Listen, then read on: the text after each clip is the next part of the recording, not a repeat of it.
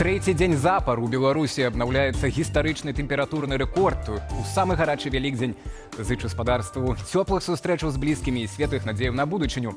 А цягам бліжэйшай гадзіны найважнейшыя падзеі тыдня ў матэрыялах маіх калег. Для вас працуе Олесь Залеўскі. Шчыра вітаю спадарства і калі вам бяспечна, заклікаю паставіць лайк нашай трансляцыі, каб нас было болей у гэты святочны вечар. А мы пачынаем.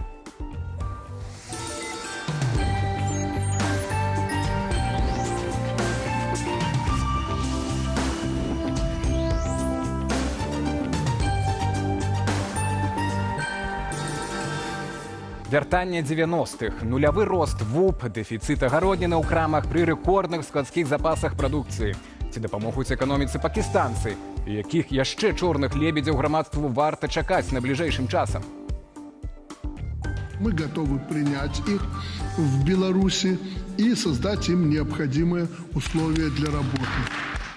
Ізноў тэмпературныя рэкорды ў Беларусі, практычныя парады, як падрыхтавацца да зменаў клімату, каб не было запозна. Повышенная засуха, то есть либо повышенное наводнение, и это будут уже катастрофические изменения, которые сложно будет обратить назад. Ну і ў Вялікдзень вялікае сэрца. Як беларусы пасля турмы адзначаюць свята ў эміграцыі, а украінцаў дома, але пад расійскімі бомбамі. Людям нужно помогать. Плюс мир же так устроен, чем больше делаешь добра, тем больше оно тебе возвращается. Также и со злом. Получается, у меня сейчас в чате больше 90 семей белорусов и около 80 семей украинцев. И на всех, понятно же, я не могу. Да? Поэтому приходится как-то, кто взял, тот становится в очередь, следующие берут. Сегодня получилось так, что могут взять все. Так, Господь щедрою рукою виливає на вас своє благословення. Святкувати, куштувати пасочки. Святкаваць, есці пасачкі, весяліцца, гэта будзем рабіць. Оце ось будемо робити. Хочеться це нести і передавати своїм дітям. Хочеться нести і передавати своїм дітям, каб для іх гэта быў яркі ўспамін, які яны перададуць сваім дзецям, калі вырастуць. На белзаце падсумавання найважнейшых падзеяў тыдня, ну і ў чаце нашай трансляцыі таксама спадарства чакае апытанка, якую заклікаем прыняць удзел, бо яна ананімная. Пытанне наступнае: якая падзея на тыдні найбольш важная для вас? Калі ласка, галасуйце, бо гэта нам таксама важна, каб разумець з калегамі, на якіх тэмах акцэнтаваць увагу. Ну, прынамсі, на першых двух нам будзе дапамагаць разбірацца наш госць. Не сказаў, якія тэмы, уласна. І так, першая тэма, за якую можна прагаласаваць, гэта запрашэнне 150 тысячаў пакістанцаў. Другая, абвешчаная Пуціным, перамір'е. Ну і трэцяя, дэфіцыты кошты на гародніну. Чацвёртая, тэмпературныя рэкорды. Так вось, першыя две тэмы і пра пакістанцаў, ну і перамір'я мы дакладна паговорым з нашым госцем Андрэем Ягоравым. Христос воскрос, Андрей. Сапраўды воскрос. І абавязкова абмяркуем гэтыя тэмы, як і ў ўзаемадачыненні з Расіяй. Але на пачатку, як гаспадарства бачыць, у нас тут гэта не проста рэквізіт, а практычныя рэчы. Якое застолле, так нават такое дзелавое, як у нас сёння у беларусаў Вялікдзень, без бітак беларускай народнай забавы. Андрэй, я спадзяюся, ты ведаеш, як гэта робіцца. І так, біткі. Спачатку дзюбкай. Пачынай, да. Нічыя. А спадарства можа рабіць стаўкі. Ці пераможа сіняя яечка, ці памаранчавая ў дадзеным выпадку. Хто прайграе, той ставіць адразу лайк. Яшчэ раз. Так, сіні прайграў, так што гэта тваё, калі ласка.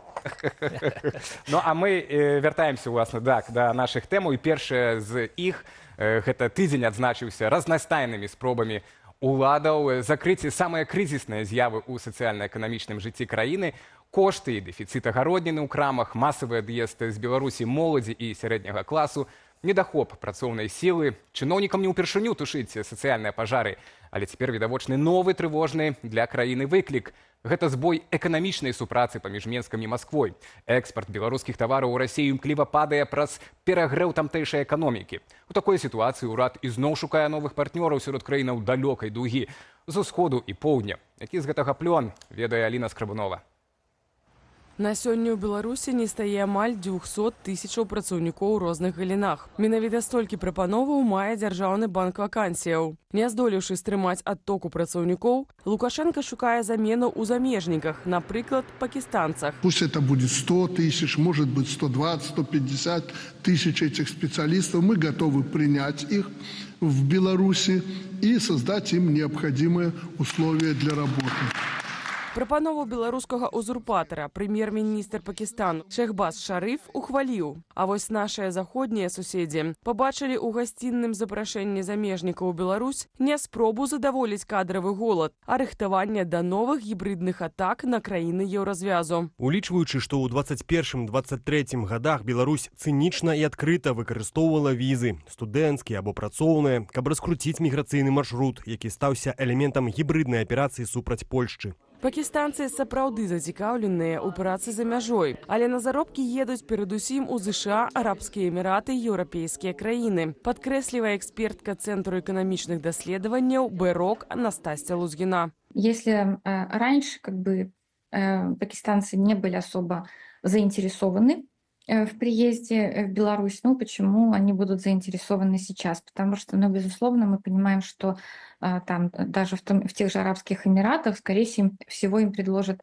зарплату намного выше, чем в Беларуси. Намагаецца Лукашенко развязаць і праблему экспарту тавараў, што ўзнікла пасля страты еўрапейскага і украінскага рынкаў. Пакупнікоў ягоныя ўрадоўцы шукаюць ажно на іншым кантыненце, у Афрыцы. Гэтак з Зімбабве ўжо маюць дамоўленасці на пастаўку сельскагаспадарчай тэхнікі. Нікарагуа чакае беларускія самазвалы на умовах экспартнага крэдытавання. Чаму ўзнікла тэма Нікарагуа і вось Афрыка і так далей? Вось можна это все паглядзець перш за ўсё з выступаў, так скажем, афіцыйных, арыентуюць, што вось трэба нарошчваць экспарт, праблемы ў гэтым рэчы ёсць, называюць лічбу на гэты год, як бы нам выйсці прынамсі на 6 мільярдаў даляраў прамысловага экспарту. Паводле Віталя Алейніка, гэтак улады спадзяюцца разгрузіць складскія запасы, што перавысілі 10 мільярдаў рублёў. І гэта найгоршы паказнік за апошняе дзесяцігоддзе. Гэтая тэндэнцыя, яна падтрымліваецца таксама за кошт таго, што асноўны рынок расійскі, на які прыходзіцца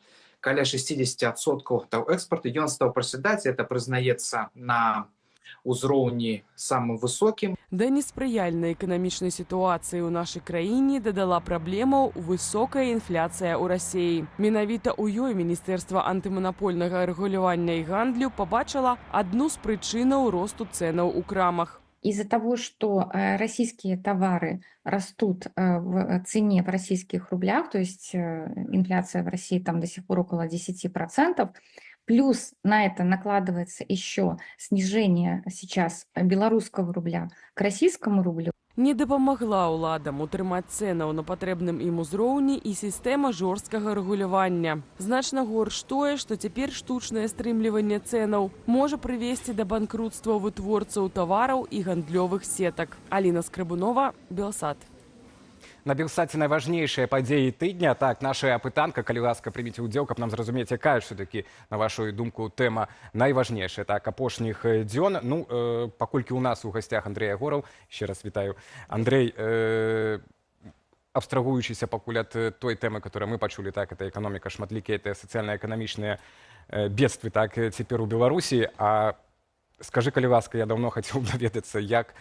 Мы ведаем, Владимир Мацкевич, это ваш, не ведаю, настаўнік, так, і вы працавалі доўгі час разам. Такі самы выбітны беларускі мысляр, который уже амаль 4 гады знаходзіцца за кратамі, увосень 21-го, конец лета, да, амаль 4 гады. Якія ёсць ад яго навіны, бо мы ведаем пра іншых, таксама ўжо такіх сталых мысляроў, як Вацлаў Арэшка, інтэлектуал, ён нібыта не бачыць ужо ў турме на выцягнутай руцэ, так, на выцягнутую руку не можа бачыць. Як у Мацкевіча, спадар Владимира? Наколькі мы ведаем сітуацыю, то поэтому параўнальна, як это можа быць у гэтых сітуацыях, то это адносна добра, ён у нармальным стане здароўя. Ён піша, піша. как бы там у турме натуральна, што мы не можам атрымаць тое, што как бы ён піша, толькі у выпадку, калі даходзяць нейкія лісты, яны часам даходзяць, то мы можам даведацца пра некаторыя думкі, якія ў яго там ёсць на сённяшні час. Ну, я спадзяюся, сёння падзеліцеся з намі гэтымі думкамі, ну, але, я думаю, у працэсе размовы, так, што ён пра ўсё гэта думае, вельмі нам не хапае цяпер ягонай публічнай думкадзейнасці, да, такой. Спадару Андрэй, вось абвясцілі тэмы тыдня, на вашу думку, якая все-таки найважнейшая?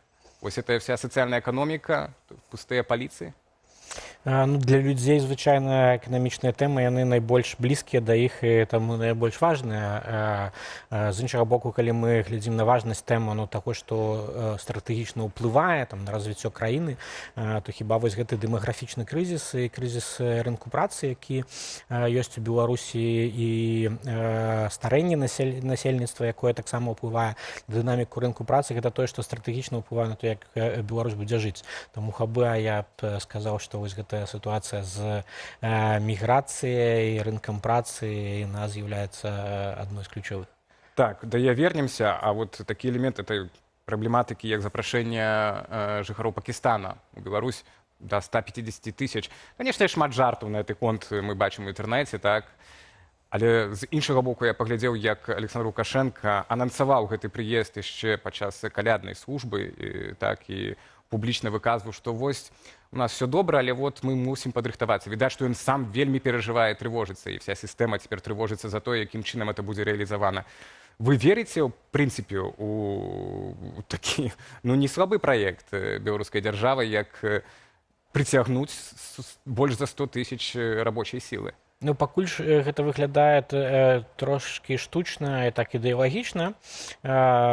І, ну, у выніку так, калі вы з'язджаеце, то мы вот маем чым кампенсаваць, якім кампенсаваць страту працоўнай сілы. Вось, а хоць бы і пакістанцы.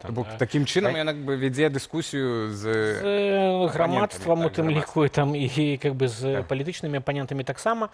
Я думаю, тут ёсць гэты элемент. Але калі мы паглядзім на как бы тое, што, ну, вот ёсць как бы у то по беларускай статыстыцы, там, по перапісу насельніцтва 2019 года у Беларусі ўсяго там пражывае кшталту 700 тысячаў там замежнікаў. То бок за ўвесь гэты перыяд незалежнасці Беларусі, то бок такая колькасць людзей жыве, і большая частка з іх, канешне, это тыя людзі, якія ўехалі з прасторы краінаў СНД, і толькі недзе каля 100 тысячаў гэта тыя, якія прыехалі з далёкага замежжа. У Беларусі няма сістэмы адаптацыі мігрантаў как бы у тым выглядзе, якая нам патрэбна, каб прыняць такую колькасць людзей.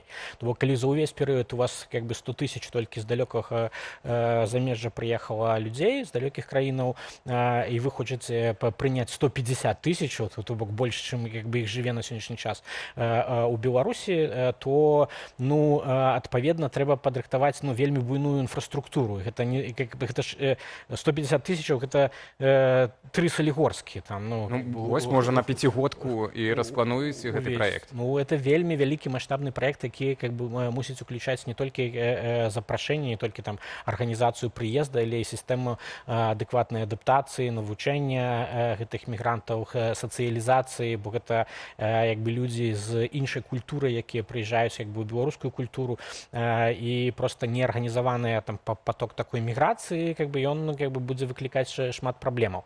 Ну і таму хутчэй гэта выглядае пакуль, ну, вельмі такім смяным, я б сказаў, праектам без нармальнай інфраструктуры рэалізацыі. Ну і раней, ну, як бы, зноў-такі, это ў разы павялічыць колькасць міграцыю ў Беларусі. Калі на год у Беларусь там па той статыстыцы, якую мы яшчэ маем, в'язджала каля 20 тысячаў чалавек, то ўвесці дадаткова да іх яшчэ плюс 150, нават расцягнуўшы гэта на 5 гадоў, то гэта сутнасна павялічыць колькасць міграцыі. Ну і пытанне, вось, ці сапраўды, няўжо аж так кепска сітуацыя, няўжо так радыкальна адрозніваецца сітуацыя у Пакістане і Беларусі? абедзве трэція краіны, якія перавагі ў Беларусі могуць быць? Ну так, можа трошкі вышэйшыя заробкі, так? Ёсць праца, што ў Пакістане там, напрыклад, высокі ўзровень беспрацоўя, у нас наадварот, недахоп працоўных кадраў. Ці, в прынцыпе, Беларусь мае чым прыцягнуць, завабіць, скажам так? Ці гэта толькі як пляцоўка, каб для далейшага скачку, напрыклад, у Европу на захад? Ну, конечно, Беларусь не з'яўляецца найбольш прывабнай для міграцыі краінай.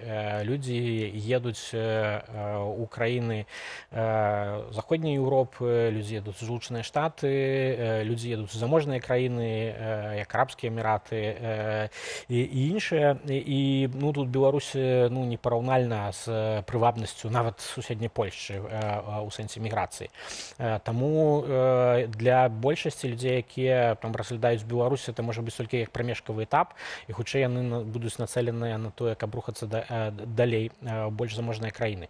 Таму увесь гэты праект выглядае сумнеўна, асабліва ў адносінах да Пакістана, дзе людзі проста яны не валодаюць, напрыклад, мовай. Гэтым людзям трэба будзе засвоіць іншую мову. З Кітаем, з Азіяй атрымліваецца, і калі мы бачым там сведчанні шматлікія, што ў Менску ўжо сустрэць азіятаў. Зноў-такі паглядзім па статыстыцы, паглядзім на дадзеныя перапісу 2019 года, это 10 тысячаў кітайцаў. 10 тысячаў кітайцаў гэта не 150 тысячаў пакістанцаў, якія жывуць. Прычым кітайскія працоўныя, яны былі звязаныя з кітайскімі інвестыцыйнымі праектамі, для іх была забяспечаная праца, яны ўвозіліся ўжо на падрыхтаваныя месцы. Нічога такога адносна пакістанцаў не існуе у Беларусі. І калі мы глядзім зноў-такі на дынаміку міграцыі, то хто прыязджае? Прыязджаюць людзі з былога Савецкага Саюзу, дзе няма праблемаў з мовай, дзе яны больш-менш разумеюць культурнае асяроддзе. З іншых краінаў гэта будзе цалкам... Ну і пытанне культуры, працоўнай дысцыпліны і якасці, бо калі там раней Made in Беларусь, так, это была такая, прынамсі вось на былых краінах постсавецкіх, што калі зроблена ў Беларусі, то это па ГОСТу, это супер якасць, а тут Made in Беларусь, а фактычна пакістанцы будуць ствараць. Это невядома яшчэ, ці гэта мажліва ўвогуле, што там будзе, мы не ведаем. Так. Да, это цікава, бо я ўжо і раней займаўся тэмаў тэкстылю, напрыклад, і ў Баранавічах, там таксама з Бангладэшу завозілі ўжо такія пробныя, таксама рабочих, спрабавалі, так, але это былі там некалькі сотняў чалавек фактычна. Ну і цікава так, на якія галіны эканомікі гэта вся сіла працоўная пайшла, так, у які сектар. Да іншай тэмы, дакладна ўжо мы можам сказаць, што вось нас чакае такі стагнацыйны год для беларускай эканомікі. Это не толькі паліцыі пустыя, так, але гэта і адсутнасць росту валавага ўнутранага прадукту фактычна ў сакавіку. Так, это канец весны, пераходны перыяд, канец зімы, пачатак весны, пераходны перыяд заўсёды складаны сезоны, так, для эканомікі, але цяпер, улічваючы праблемы в Расіі, я не бачым, адкуль Менск будзе браць ресурсы, каб падтрымліваць, так, эту сацыяльную нейкую ўзровень у Беларусі. Як вы гэта бачыце, але як вы гэта бачыце, я бы больш як вы, як такі мысляр апазіцыі, назовем это так, ці дэмакратычнага руху, так, чалавек, які інтэлектуальна над гэтым стаіць. Варта нам чакаць нейкае акно магчымасці, так, у бліжэйшыя гэтыя месяцы, гэты год, калі праблемы вялікія, так, з эканомікай. Ці на што вы звяртаеце ўвагу, так? Бо мы таксама ж бачым, што паралельна прыязджаюць і Глазеў, і Нарышкін на гэтым тыдні, так? І, можа, Расія больш скарыстаецца з гэтага акна магчымасці, а беларусы проста не будуць гатовыя. Я не думаю, што вось гэтая эканамічная дынаміка будзе выклікаць нейкую звязаную з ёй палітычную дынаміку і вокны мажлівасцяў. Беларусы, я думаю, на сённяшні час, нават калі мы паглядзім на тое, што гэта будзе зніжэнне эканамічнага росту, ці нават нулявы эканамічны рост, гэта не будзе выклікаць рэзкі крызіс жыцця у Беларусі. Гэта не будзе у разы ўрастанне беднасці, ці шмат людзей застануцца без працы. інвестыцыях і так далей. Гэта будзе павольная стагнацыя. Павольная стагнацыя, как бы, яна не дае палітычнай дынамікі, выбуху, на які рэагуюць людзі. Больш за тое, как бы, беларусы хутчэй, как бы, пратэстуюць не па эканамічных прычынах. Калі мы паглядзім, конечно, на 2020 год, то людзі, яны не хацелі, ну, не столькі, вот, яны былі незадаволеныя станам эканамічнага развіцця і эканамічнага дабрабыту Беларусі, колькі яны хацелі просто самарэалізацыі, да? Яны хацелі больш эканамічнай свабоды, больш палітычных правоў, больш годнасці, ну, вось усяго таго, што не давала ім менавіта палітычная канструкцыя Беларусі, а не эканамічная канструкцыя. Ну, я тут нават про тое, што не пра пратэсты, так? Таму што ж, ну, 80-х, умоўна кажучы, Савецкі Саюз перад распадам, так, перад яго ліквідацыяй ж таксама не было пратэстаў, проста паступова стагніравала, так, эканоміка. Я слаба памятаю, можа, вы лепш памятаеце, так?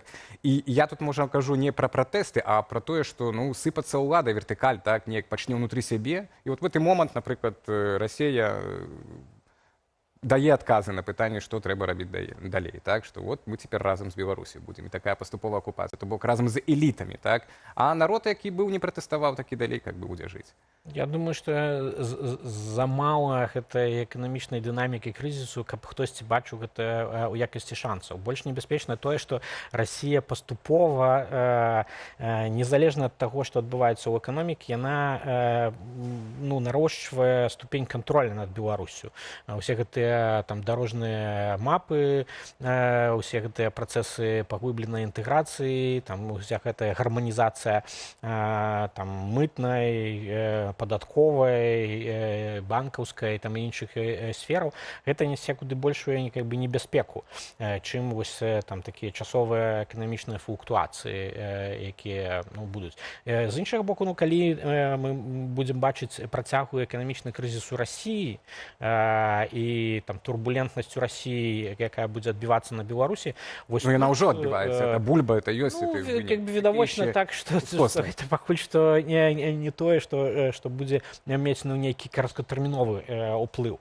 А вось калі гэта будзе ў доўгатэрміновым, як бы, перыядзе, вось у той сітуацыі, ну, тут з'яўляюцца, как бы, нейкія іншыя мажлівасці. То бок той, каб паглядзець лебедзіна, калі пачнуць паказваць лебедзіна возера, у выніку якога чорнага лебедзя, то, нашу думку, это менавіта паглыблення крызісу ў Расіі, менавіта эканамічнага. На это цяпер варта звяртаць увагу.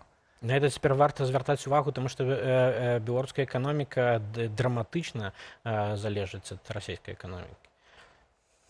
Калі казаць пра сёння, уже завяршаючы апошняе пытанне, так, сёння Лукашенко, віншуючы беларусаў з Вялікаднем, заявіў, што ўлады імкнуцца зберагчы Беларусь і беларускі народ ад гэтага хаосу, маючы на ўвазе тыя войны і так далей.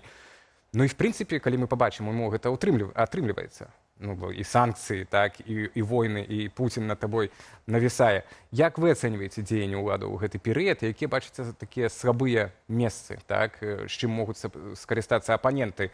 Тыя нядобрыя апаненты, напрыклад, якія б хацелі акупаваць, ці мы, як дэмакраты, беларусы, которые хочуць незалежнай краіне жыць? Асноўная праблема тое, што уся тая там бяспека ці там часовы дабрабыт, які падтрымлівае беларуская ўлада, гэта ўсё за кошт беларускага суверэнітэту і за кошт таго, што у беларусаў, як у грамадзянаў, як бы адабралі усялякія палітычныя інструменты кантролю ўлады. То бок мы губляем краіну, как бы, стратэгічна.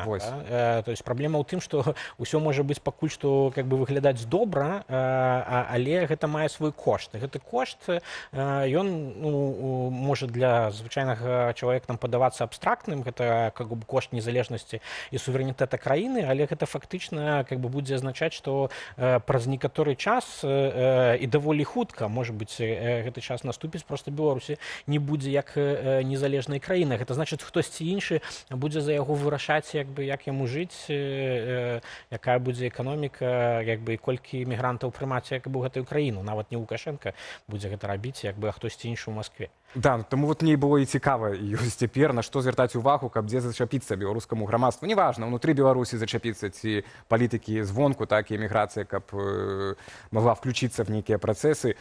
Дзякуй вялікі. Андрэй Ягораў быў з намі ў гэтай святочнай другі дзень у студыі, а мы пакуль ідзем да іншых тэмаў. Беларусь накіравала гуманітарную дапамогу на Кубу, якая аднаўляецца пасля мінулагодніх ураганаў і землятрусу. Раней дасылалі беларускі груз у М'янму. Разбурэнне ў гэтых краінах – прыклад таго, як глобальнае змяненне клімату ўплывае на частату ды інтэнсіўнасць экстрэмальных з'яваў надвор'я. І наша краіна тут не выключэнне. Толькі за апошні тыдзень былі пабітыя ўсе вядомыя тэмпературныя рэкорды ў Беларусі. Прычым смярчы рэгіструем ужо кожны год. Штармавыя вятры зрываюць дахі з дамоў, ліўні заліваюць вуліцы, а спякота праходзіць ужо ў красавіку. Ці паспявае дзяржава адаптоўваць інфраструктуру і эканоміку да зменаў клімату, высвятляла Юлія Цельпук.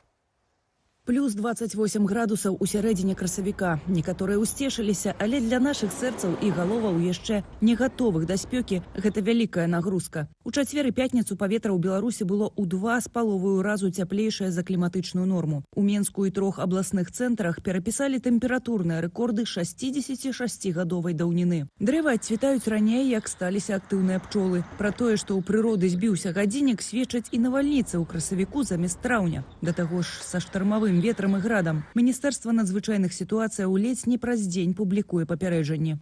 Фактары небяспекі, пашкоджання абрыў лініяў сувязі, электраперадачы, адключэнне электрычных падстанцыяў, электраэнергіі ў населеных пунктах, узнікненне лясных пажараў, а таксама пажараў у жылых і вытворчых будынках. Гэта наступствы кліматычных зменаў і найбольш яскравы прыклад яшчэ свежы ў памяці леташні ліпеньскі ўраган з навальніцаю і градам, што забраў 7 жыццяў, абясточыў больш за 1000 паселішчаў, знішчыў вялізныя плошчы лесу, пашкодзіў ці сарваў дахі больш як 6000 домоў, разбурыў участку сельскохозяйственной и социальной инфраструктуры. Среднегодовая температура повышается на 1,3 и 1,6 градусов до индустриального периода. И эксперты международные в том числе предсказывали такое повышение.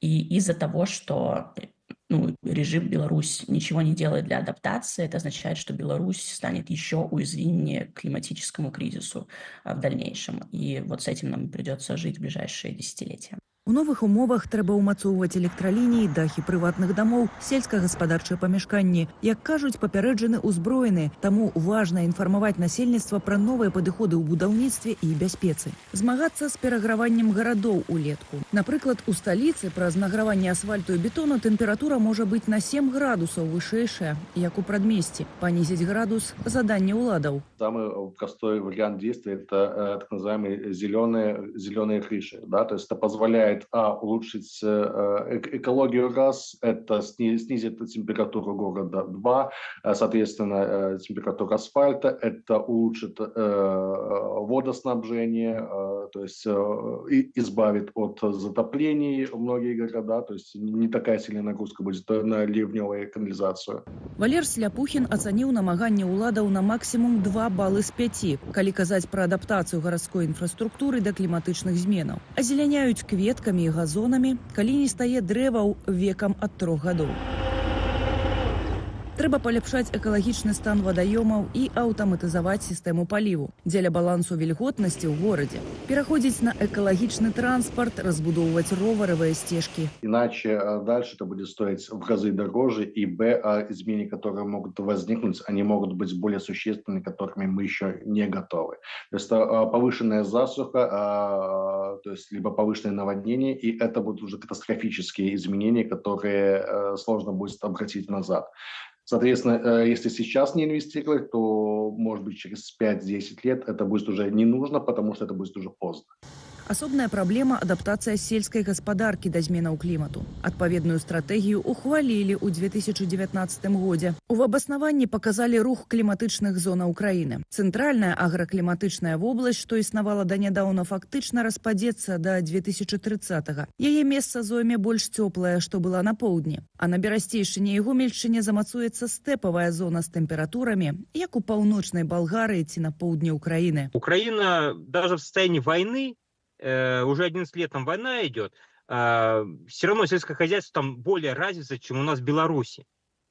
И климатические условия идут как раз такие с юга на север, изменения идут. И просто надо смотреть на наших соседей, что выращивали условно там под Киевом, да, то сегодня можно выращивать уже и в Гомельской области. Гэта азначае, што фактычна на ўсёй тэрыторыі краіны можна будзе вырошчваць кукурузу на зерне і сланечнік на алей, кавуны, баклажаны, сою і вінаград. А вось бульбу ўжо толькі сярэдняпозніх і позніх гатункаў. І толькі на поўначы краіны. А праз 20-30 гадоў беларускі клімат не будзе прыязны для бульбы. Усё гэта прапісана на паперы, але на практыцы замест рэарганізацыі на палетках вырошчваюцца стратэгічныя, на думку Лукашэнкі, культуры. Ураджайнасць слабая. На юге у нас Украина, да, там более жаркий климат, но там урожайности выше, чем у нас. С севера у нас Литва, который там более прохладный климат, но урожайности тоже больше, чем у нас. Почему так происходит? Потому что там нету вертикали власти, которая мешает этому зерну вырастать.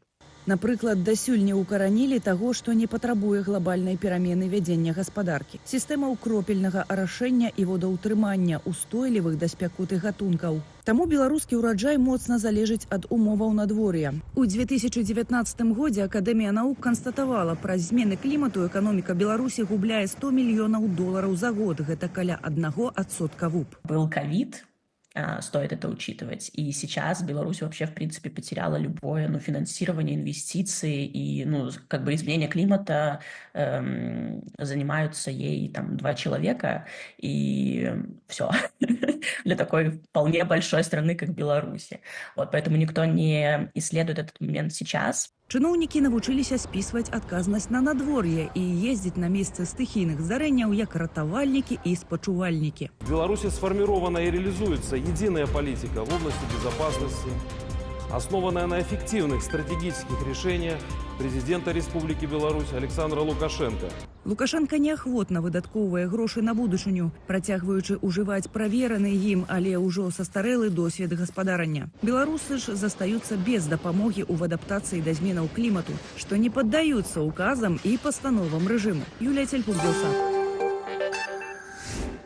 І што цікава, якраз тэма змены клімату у нас трэцяя ў рэйтынгу самых важных, на вашу думку, тэмаў. Так, прынамсі, галасуе аўдыторыя Белсату. На першым месцы, канешне, гэта дэмаграфія, перадусім падзея гэтага тыдня, запрашэнне 150 тысячаў пакістанцаў у Беларусь. Ну і на другім месцы 36% прагаласаваўшых лічаць, што найважнейшае гэта абвешчанае Пуцінам перамір'е, но вось-вось праз літаральна 4,5 гадзіны мае скончыцца, не да канца яно і было перамір'ем. Неўзабаве да гэтай тэмы вернемся, а пакуль яшчэ раз заклікаю паставіць лайк нашай трансляцыі, калі вам бяспечна, вы яшчэ гэта не зрабілі. Ну і авансам, калі ласка, паставце лайк для нашага наступнага госця. Напярэдадні падчас святочных раз'ездаў мы злавілі ў Варшаве на інтэрв'ю вядомага беларускага медыа-менеджера Дмітрыя Навошу, заснавальнік самых буйных спартовых ресурсаў у рэгіёне «Спортс.ру» і «Трыбуна». Актыўна прасоўвае медыапраекты і для беларусаў унутры краіны, нягледзячы на спыненне фінансавання з боку амерыканскіх фондаў. На што здольная супольнасць беларускіх IT-прадпрымальнікаў за мяжою. Вашай увазе размова з Дмітрыем. Прывітанне, спадару Зміцер. Прывітанне, добрый дзень. Так, адзін з тых таксама беларускіх славутых грамадскіх дзеячаў. В дадзеным выпадку пісьменнік Альгерд Бахарэвіч, якога мы таксама недавно злавілі ў Варшаве, на прэзентацыі заявіў адразу, вось, у Беларусі будзе вайна. А вы, можа, з больш пазітыўнымі думкамі перажываеце гэты неспакойны час? Не уверен. Может быть, это будет не суперуместное соображение в этот праздничный день, но я тоже очень сильно начинаю бояться новой войны, либо расширения масштабов текущей войны России против Украины и против, в принципе, Евросоюза. И мне кажется, что события последнего полугода, последних месяцев повышают эту вероятность. Вот вся эта переинтерпретация российской агрессии со стороны новой американской администрации, некоторое такое подспудное оправдание этой агрессии, некоторая конфронтация Штатов с Европой, мне кажется, создают стимулы для Путина, который, скорее всего, даже из украинской агрессии выйдет не наказанным в должной мере, если вообще эта агрессия против Украины закончится. И это, безусловно, создает соблазн, и вот именно в срок Трампа, пока Трамп в Штатах, попробовать на зуб и Европу. И, скорее всего, здесь очевидной жертвой являются страны Балтии. И, не знаю, когда общаюсь с балтийскими коллегами, а мы тоже и по дружбе, и по бизнесу взаимодействуем довольно часто. Я просто вижу, что люди там находятся уже в сценарии осмысления, какой может быть эта война, какой может быть форма агрессии, может ли это быть попытка полного захвата или просто какого-то, не знаю, нападения на Даугавпилс, чтобы там проверить НАТО на готовность исполнять 5-ю статью. И да, эти риски нарастают, и в очень большом количестве сценариев Беларусь участвует как минимум как военный плацдарм России. Ну и самое худшее во всем этом, что мы довольно мало что можем с этим поделать. Кроме, разве что, я не знаю, разговора с белорусами и того, чтобы белорусы как минимум не вовлекались сами в эту войну, как это, к счастью, произошло в случае с российской войной против Украины. Там не оказалось белорусских солдат. В Беларуси уровень восприятия, несмотря на всю мощь российской пропаганды, уровень восприятия и оправдания этой войны не очень сильно растет и по-прежнему является довольно низким. Очень бы хотелось, чтобы со всеми остальными агрессивными планами России, в этом смысле, чтобы мы умели держаться от них в стороне и не ассоциировать себя с ними. Давайте до ваших проектаў, пакуль з футболом, таким як спортом закрэм. Вы узначальвалі самыя буйныя ў рэгіёне, гэта і Sports.ru, да, пасля Трибуна, Бай, Трибуна украінская редакцыя, так. Цяпер я зайшоў, гляжу, што Трибуна.com это цалкам англамоўны, для англамоўнай аўдыторыі прадукт, вельмі рэдкая з'ява для беларускай медыасферы. Я так разумею, что вы уже вышли на плюс и приносите прибыток. Этот проект. Мы в этом году только выходим на окупаемость, потому что все-таки это очень тяжелый был для нас урон. Сначала в 2020 году мы потеряли весь доход в Беларуси после блокировок, экстремизма и всего такого, но не перестали работать. И для нас сейчас белорусский проект — это, в общем, волонтерство и наш вклад вот в то, чтобы все-таки качественно и содержательно вести разговор с белорусами. В Украине мы были прибыльны до начала большой войны, и тоже, понятно, нам пришлось в этом смысле пережить очень тяжелый период, но чем хороши Беларусь и Украина своими талантами, есть много людей и в IT, и в маркетинге, и в контенте, в продакт-менеджменте. И это подвело нас к тому, чтобы делать продукт на Запад. Там не только английский язык, там и испанский, французский, немецкий, итальянский. Да. И не только новины, але и гейминг, и казино, ставки. Так, это уже теперь такие необходимые атрибуты. Да, спорт соприкасается с беттингом проходит через федерации, клубы, медиа. Это как бы неизбежная его часть. И, в принципе, без этого просто экономика спорта не складывается должным образом. Поэтому это такой сопутствующий проект. То бок вы и при этом не кидаете белорусские и украинские проекты. Да, мы... Откуль вот на это ресурсы, бо мы ведаем, что и американская допомога так спынілася, толькі некалькі проектов белорусских медийных фактично буйных даюць рады выживать, и то все дзякуючы грантам. И вы без грантов так само даете рады? Да, мы в этом смысле ничего не потеряли от закрытия USAID, потому что мы ничего от него не получали, как Трибуна, и наши проекты... Ну, то есть мы пытаемся быть настолько эффективными и настолько быстро расти на Западе, чтобы нам хватало ресурсов для поддержки своей аудитории изначально, ее не бросать, и мы не планируем ее при этом подводить. Удалый прадпрымальнік IT, можна вас і таким назваць, так, не толькі як медыа-менеджерам, бо цяпер это вельмі злітая фактычна сфера, якая IT і медыа.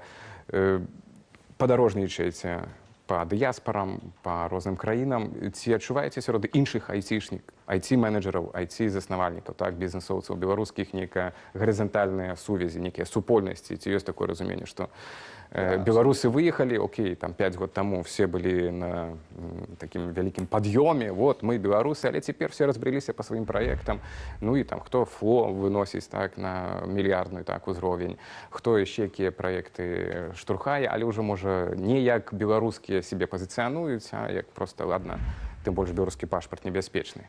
Да, именно так. С белорусским позиционированием есть проблемы. Лукашенко и лукашисты сделали все, чтобы ты чувствовал себя чуть-чуть прокаженным с синим паспортом, потому что тебе задают вопросы и в банках, и, не знаю, Google, Apple, все, с кем ты взаимодействуешь внутри структуры. Ты немножко вынужден доказывать, что ты не верблюд. Это, кстати говоря, мотивирует нас продолжать работать для белорусов и для Беларуси, потому что если вдруг, не дай бог, Беларусь будет вовлечена активно в войну, не как жертва, как бы не как жертва, в общем, земля, оккупированная Россией, которая использует, как бы это стандарт, плацдарм для дальнейшей агрессии, а как участник, нам станет жить в Европе еще немножко сложнее. Поэтому, хотя бы поэтому мы заинтересованы в том, чтобы, там, не дай бог, это не состоялось. Но Несмотря на то, что, наверное, как бы над офисами этих компаний не висит белорусский флаг, в душе все остаются белорусами, мы вот как-то подключены к этому какому-то белорусскому серверу эмоционально. Я живу в Европе, сколько уже, почти 5 лет, люди живут по 10-15, и до сих пор все равно приходят на белорусские ивенты. Я не знаю, я был на встрече Светланы Тихановской с диаспорой в Португалии. Там были люди, которые живут по 10 и более лет. Не знаю, на Кипре, вот только что был на белорусском ивенте 25 марта в национальный праздник Кипра в том числе. Но это был День воли, это была встреча с писателем Сашей Филипенко. И весь зал был забит белорусами, часть из которых давно уже по паспорту киприоты. Но почему-то для людей это важно. И я сам пока пытаюсь вот эту загадку, почему это настолько важно, разгадать.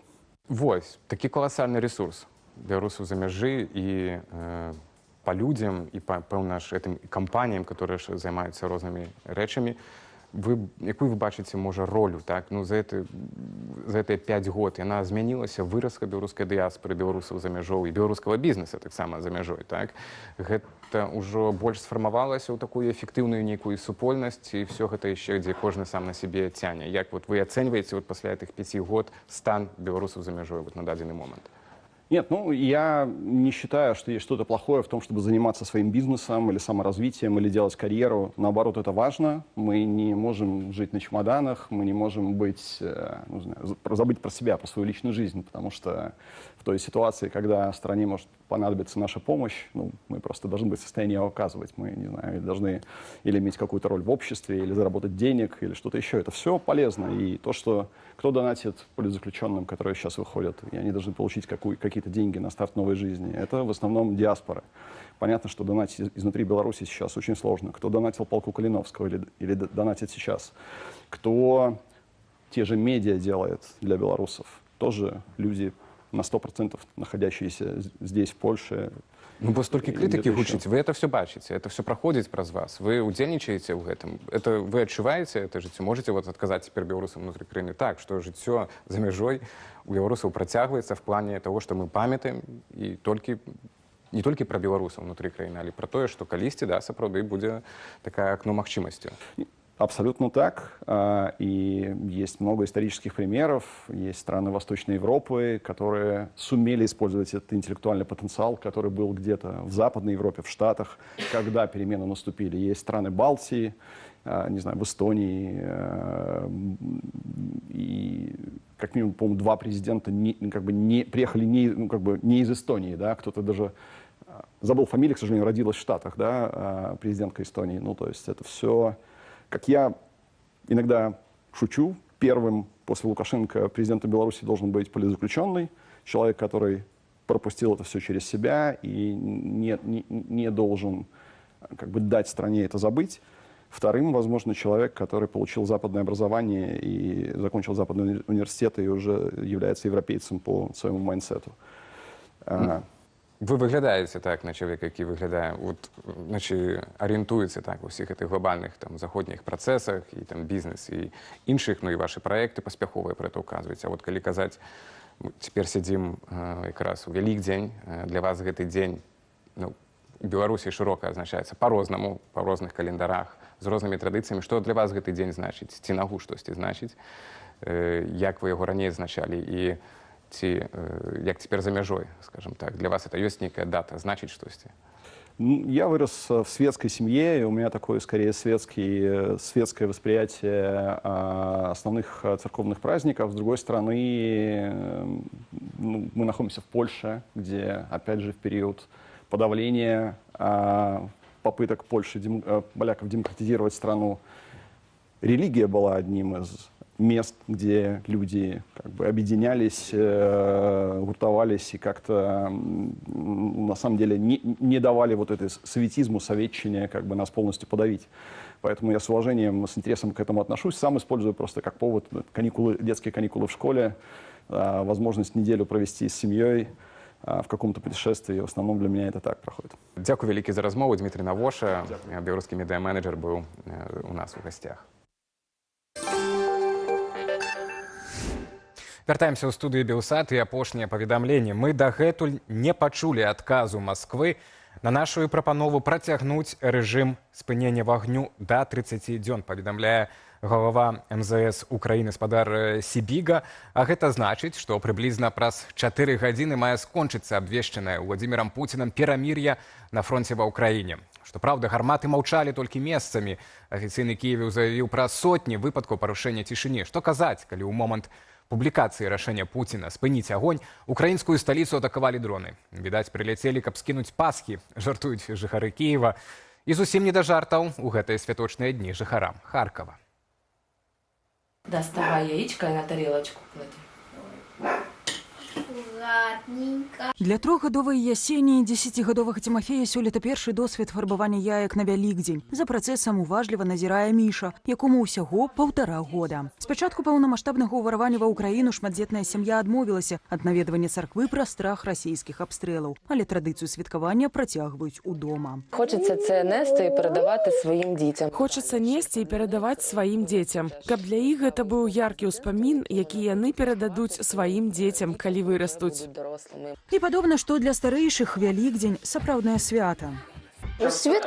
Святкаваць, есці пасачкі, весяліцца – гэта будзем рабіць. Міша, хоць і малодшы, не прапускае магчымасці далучыцца да забаваў сястры і брата. Ганна нарадзіла яго пасярод вайны ў кастрычніку 2023-го. Я народила 5 жовтня. Я нарадзіла 5 кастрычніка, а 6 о 5 раніцы прыляцелі амаль у цэнтр гораду 2 іскандеры. Ніколі гэтага не забуду. Падаецца, трапіла ў Навабуд. Тады загінуў 10-гадовы хлопчык. Калі побачила ў навінах, у мяне здарылася істэрыка. На Вялікдзень самымі жаданымі для жанчыны застаюцца цішыня і спакой ва ўсёй Украіне, але ў сканчэнне вайны на бліжэйшым часам, у тым ліку 20 красавіка, як абяцаў Трамп, яна не верыць. Трамп казав і про 24 години. Трамп казаў і пра 24 гадзіны. Праўда, ён жа не ўдакладніў, у якім годзе ці стагоддзі. І хто гэта будзе вырашаць? Агулам мне не зразумела, як нейкія трэція асобы, якія, безумоўна, маюць уплыў падтрымання ці без яго, павінны вырашаць лёс хлапцоў, якія нас бароняць. Напярэдадні Пуцін абвесціў пра 30-гадзіннае велікоднае замірэнне. Аднак раніцою 20 красавіка Владзімір Зеленскі паведаміў, што ўсяго за 6 гадзінаў пасля гучных слов крамлёўскага кіраўніка Расія здзейсніла амаль 400 абстрэлаў і каля 20 штурмавых спробаў. У тое, што расійскі бок пойдзе на спыненне агню на Вялікдзень, не верылі і харкаўчане, якія, нягледзячы на небяспеку, усё ж пайшлі ў бажніцу. Ті люди, які там живуть. Людзі, якія там жывуць, даўно забылі, што такое вайна. Яны перасталі яе разумець. Думаюць, што гэта як у амерыканскіх фільмах, але гэта не так. Якщо просто буде умови... Калі будуць умовы нашага ворага, гэта не перамога і не мір. Гэта проста адтэрміноўванне наступнай вайны. Ми, мабуть, віримо... Ми, напевно, віримо всім, хто каже, што скончыцца. Штодня на гэта спадзяемся. Хочацца верыць. У краіне трывае каменданцкая гадзіна, таму і свенцяць булкі ды яйкі не ўночы, а раніцою ў нядзелю. У некаторых бажніцах вечарам у суботу. Вернікаў просяць размяркоўвацца невялікімі групамі і доўга не затрымлівацца ля святыняў. Останні прильоти було видно, що це... Апошнія прылёты было бачна, што гэта ў мірных людзей. Цяпер для ворага найлепшая магчымасць пацэліць менавіта ў царкву, менавіта ва ўкраінскую праваслаўную царкву. Туды, дзе патрыёты, дзе ўкраінамоўныя людзі. Вядома, мы перажывалі, і я да апошняга не хацеў ехаць, але жонка і дзеці мяне пераканалі. Гэтая царква ўжо была пашкоджаная выбуховую хвалю. Летась акурат у велікодную нядзелю ударылі зусім побач з ёю. Пакуль няма перамогі, у нас няма быцця напоўніцу. Гінуць людзі, людзі атрымоўваюць раненні, з'яўляюцца разбурэнні. Таму за перамогу гэта першая і галоўная мара, мэта, малітва, імкнення. Молитва, прагнення. Напярэдадні свята Украіна і Расія правялі абмен палонамі 277 на 265 адпаведна. Агулам колькасць вайскоўцаў, якіх такім чынам удалося павярнуць на радзіму, перавышае 3000 чалавек. Марыля Дакуцька, Артём Лістапад, Белсад. Вялікдзень – свята надзеі, адраджэння і веры ў перамогу дабра. Але ў мноства беларусаў гэткая вера праходзіць праз выпрабаванні.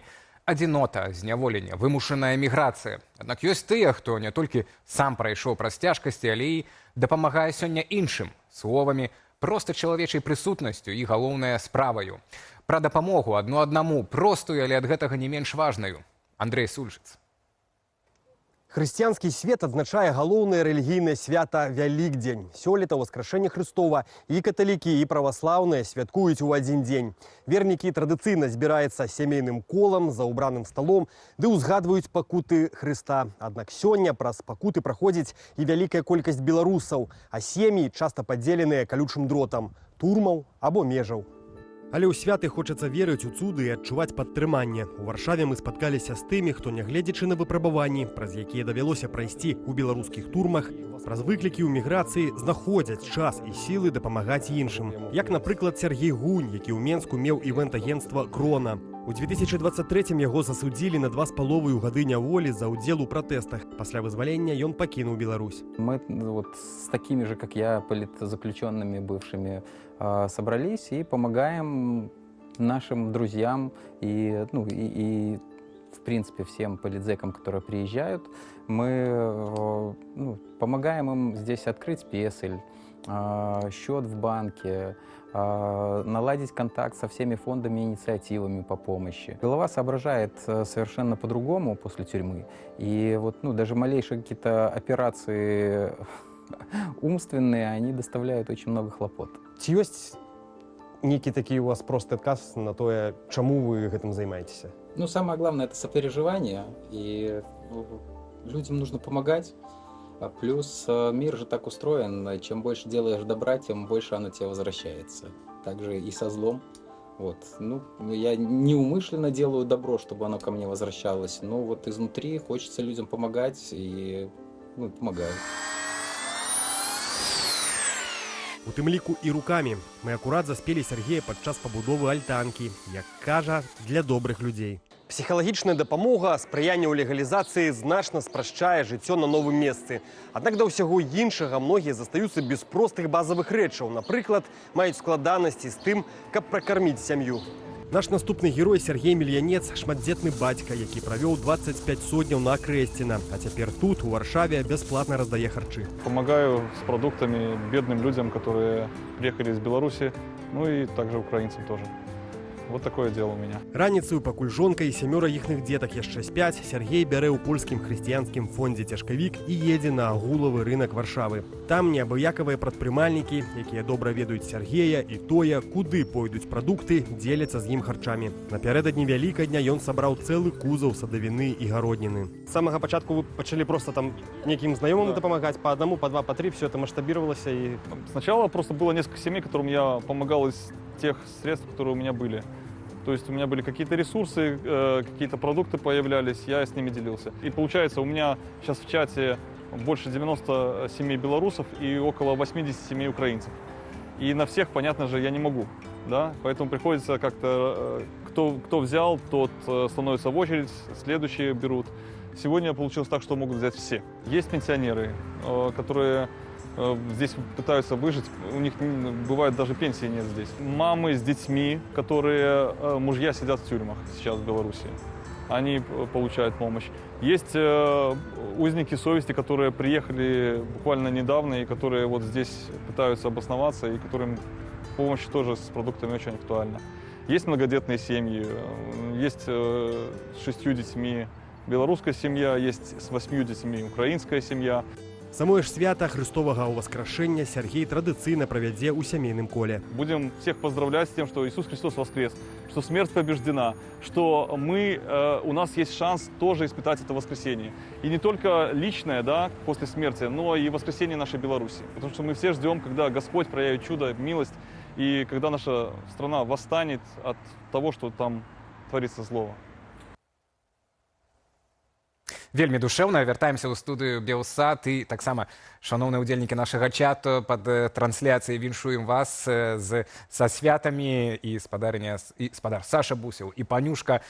Выдатныя каментары. І, магчыма, не ўсе прагаласавалі. Апошняя магчымасць гэта зрабіць. Мы пытаемся, якая падзея на тыдні найбольш важная для вас і што цікава, тую тэму, якую мы думалі все-таки найбольш народная, хто людзей хвалюе, гэта дэфіцыт і кошты на агародніну. У выніку апошняе месца заняло толькі 8% прагаласаваўшых лічаць яе важнай. А на першым месцы гэта запрашэнне 150 тысяч пакістанцаў і звязаная з гэтым, вынікаючы з гэтага праблемы з дэмаграфіяй у нашай нашай краіне. Выдатны каментар быў, я ўжо, выбачайце, не паглядзеў ад каго, што наш урад дапамагае Гогалю пісаць 3-й том «Мёртвых душаў». Ну, а больш навінаў гаспадарства знойдзе ў нашым тэлеграм-канале, на які можна перайсці праз QR-код, які цяпер вы бачыце на сваіх экранах. Захаванне бяспекі, натуральна, падпісвайцеся і чытайце. Таксама зазірайце на інтэрнэт-старонку belsat.eu, а ўжо зараз прэзентуем артыкулы і матэрыялы, якія цягам тыдня падрыхтавалі нашыя калегі.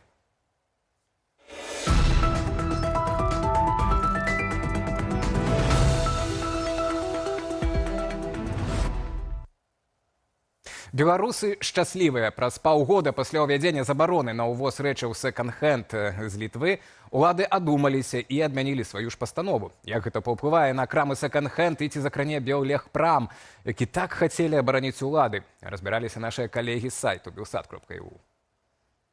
Неўзабаве пасля скасавання забароны на ўвоз сэконд-хенду з Літвы у Менску адчыніліся новыя крамы. Пакупнікам абяцаюць шырокі выбар брэндавых рэчаў ад Гуччы да Адыдасу і ўсяго ад 10 рублёў. Такі крок пакупнікі разглядаюць як прызнанне уладамі памылкі. Маўляў, ударылі па сабе, а не па вільні. Бо за паўгода дзеяння забароны беларускія прадпрыемствы так і не здолелі заняць нішы. Падрабязнасці чытайце на нашым сайце.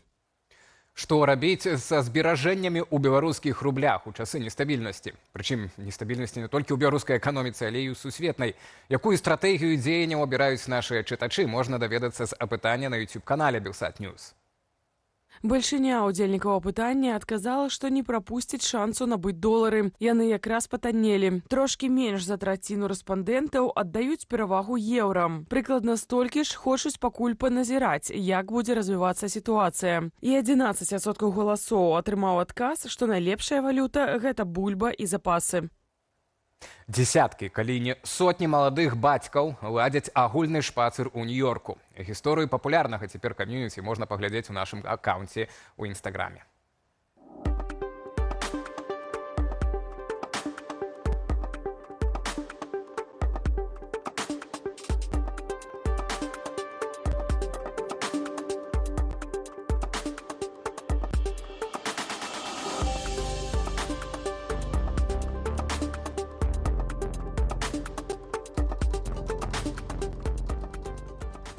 А вось у Босніі і Герцагавіне захавалася унікальная традыцыя. На Вялікдзень падкоўваюць яйкі. Гэтае майстэрства мясцовыя кавалі перадавалі з пакалення ў пакаленне як сімвал поспеху, пачатку новага жыцця. Я маю на ўвазе курыныя яйкі. Пабачыць культурную традыцыю і баснійскі сімвал Вялікадня можна ў нашым тэлеграм-канале.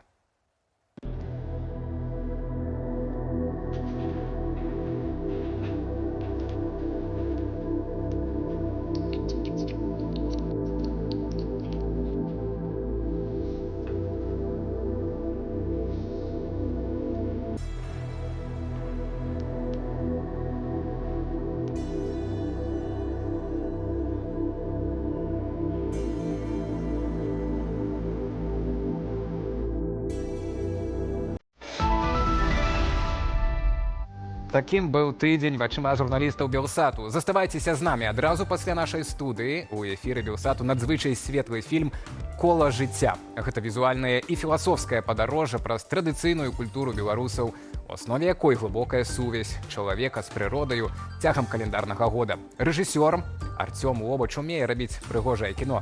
Я ж з вамі развітваюся, зычу спадарству спакойнага святочнага вечара і беражыце сябе.